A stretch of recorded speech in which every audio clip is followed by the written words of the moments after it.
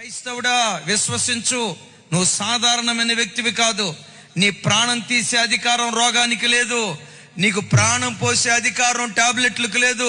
నీ ప్రాణం పోసేదైనా, నీ ఆయుష్కాలాన్ని పొడిగించేదైనా, నీ జీవిత కాలాన్ని పొడిగించేదైనా జీవాధిపతి అయిన యేసుక్రీస్తు వారు. క్రైస్తవుడి ప్రాణం తీసే అధికారం ఏ మనుషుని చేతిలో లేదు. అయ్యా, దేవుడు జీవాధిపతి అయితే, జీవానికి అధిపతి అయితే పగడాల ప్రవీణ్ గారిని అలాంటి మరణానికి అప్పగించకుండా ఎందుకు దేవుడు కాపాడలేదు? చార్లీ కిర్క్ గారిని అలాంటి మరణానికి అప్పగించకుండా దేవుడు ఎందుకు కాపాడలేదు? మొన్న మధ్య గంటెల ప్రకాష్ గారు మరణానికి అప్పగించకుండా దేవుడు ఎందుకు కాపాడలేదు? అద్భుతం చెప్పమంటారా? కొందరిని మరణంలో నుండి జీవానికి దాటించి బ్రతికించి మహిమపరచబడతాడు, మరికొందరిని మరణానికి అప్పగించి మహిమపరచబడతాడు.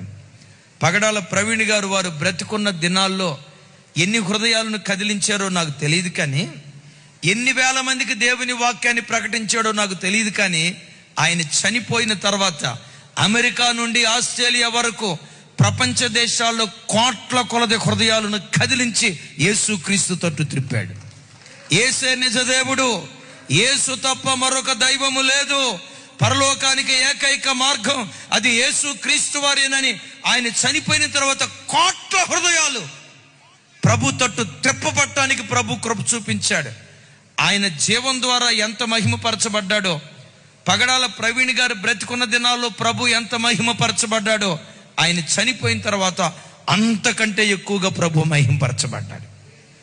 మీకు తెలుసా? చార్లీ కిర్క్ గారు ఆయన బ్రతికున్న దినాల్లో రివైవల్, నో డౌట్, ఒక ఉద్యమం, ఒక కెరటం, యవనస్తుల హృదయాలు, నిజం, యవనస్తుల హృదయాలు అద్భుతంగా ప్రభు తట్టు త్రిప్పాడు. కానీ విచిత్రం ఏంటో తెలుసా? ఆయన చనిపోయే నాటి వరకు చార్లీ కిర్క్ గారు ఎవరో నాకు తెలియదు. చనిపోయిన తర్వాత మరి దేవుడు మహిమపరచబడటం ప్రారంభించాడు. నేను వింటున్న సంగతి ఏంటో తెలుసా? అమెరికా దేశంలో అనేక మంది క్రైస్తవ యవ్వన హృదయాలు కదిలించబడి, ఆయన రక్తం ఏ దేశంలో చిందించబడిందో, ఏ ప్రాంతంలో చిందించబడిందో, హతసాక్షుల రక్తం విత్తనాల వంటివి ఒక్కొక్క రక్తపు చుక్కలో నుండి కోట్ల కొలది క్రైస్తవులు పుట్టుకొస్తారు. కోట్ల కొలది క్రైస్తవులు పుట్టుకొస్తారు. దేవుడు కొందరిని బ్రతికించి మహిమపరచబడతాడు, మరికొందరిని మరణానికి అప్పగించి మహిమపరచబడతాడు.